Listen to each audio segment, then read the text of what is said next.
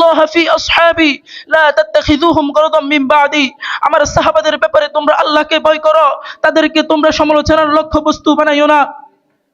প্রিয় উপস্থিতি, সাহাবায়ে কেরাম হলো সত্যের মাপকাঠি।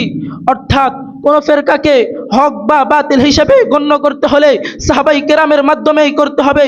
রাসূলুল্লাহ সাল্লাল্লাহু আলাইহি ওয়াসাল্লাম বলেছেন, ইফতারাকাত বানু ইসরাঈলা আলা 72 ফিরকা।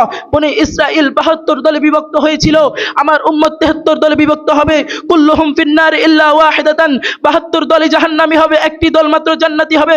সাহাবায়ে কেরাম আরজ করিলেন, মান হুম ইয়া রাসূলুল্লাহ, কোন দলটি জান্নাতি হবে? রাসূলুল্লাহ সাল্লাল্লাহু আলাইহি ওয়াসাল্লাম বলিলেন, মা আনা আলাইহি ওয়া আসহাবি, যে আমি এবং আমার সাহাবাদের অনুসরণ করবে। এই জন্যই দেখতে হবে কোন ফেরকার সাহাবায়ে কেরামের সাথে মহব্বত আছে কিনা। যদি থাকে তাহলে বুঝতে হবে ওই ফেরকাটি হক, আর যদি না থাকে তাহলে বুঝতে হবে নিঃসন্দেহে ওই ফেরকাটি বাতিল এবং ভ্রান্ত। প্রিয় উপস্থিতি, রাসূলুল্লাহ সাল্লাল্লাহু আলাইহি ওয়াসাল্লাম তাই তো বলেছেন, ফামান আহাব্বাহুম ফাবিহুব্বি আহাব্বাহুম ওয়া মান আবগাদাহুম ফাবিবুগযি আবগাদাহুম।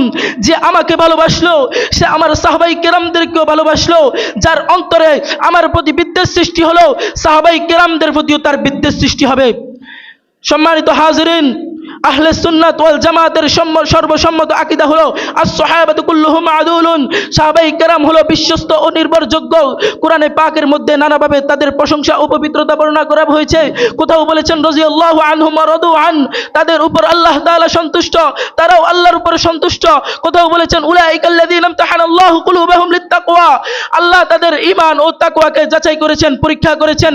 মোট কথা, যাদের কথা আল্লাহ কোরআনের মধ্যে সাক্ষী দিয়েছেন, রাসূলুল্লাহ সাল্লাল্লাহু আলাইহি ওয়াসাল্লাম বলেছেন, তাদের মধ্যে কোনো খুঁত থাকতে পারে না। রাসূলুল্লাহ সাল্লাল্লাহু আলাইহি ওয়াসাল্লাম বলেছেন, লা তাসুব্বু আসহাবি, আমার সাহাবায়ে কেরামের সম্বন্ধে কোনো প্রকার গোস্তাকি চলবে না। তাদেরকে তুচ্ছ তাচ্ছিল্য করে কোনো শব্দ মুখ থেকে বের করা যাবে না, কেননা তাদের সামান্য পরিমাণ দান খয়রাত তোমাদের উহুদ পর্বত পরিমাণ দান খয়রাত থেকে উত্তম। তাদের 1-1.5 কেজি জব দান করার সওয়াব তোমাদের পাহাড় পরিমাণ দান করার সওয়াবের থেকে বহুগুণ বেশি। কেননা তাদের ইখলাস এবং তাকওয়া এত দৃঢ় ছিল, যা পরবর্তী মানুষের জন্য বহুত দূরের ব্যাপার। সাহাবায়ে কেরাম, রাসূলুল্লাহ সাল্লাল্লাহু আলাইহি ওয়াসাল্লাম এই কারণেই সাহাবায়ে কেরামদেরকে তারকার সাথে তুলনা করেছেন। বিশেষভাবে খুলাফায়ে রাশিদের ব্যাপারে বলেছেন, আলাইকুম বিসুন্নতি ওয়া সুন্নাতিল খুলাফাইর রাশিদিন আল মাহদিয়িন, তোমরা আমার সুন্নতকে আঁকড়ে ধরো এবং আমার খুলাফায়ে রাশিদের সুন্নতকে আঁকড়ে ধরো। পরিশেষে আমি বলতে চাই, যে ব্যক্তি সাহাবায়ে কেরামকে নিয়ে কোনো কটূক্তিমূলক কথা বলবে, আমরা তাকে ছেড়ে কথা বলবো না। এই সাহাবায়ে কেরাম না থাকলে আমরা দিন পেতাম না। সাহাবায়ে কেরাম না থাকলে আমরা নবীর আদর্শ পেতাম না।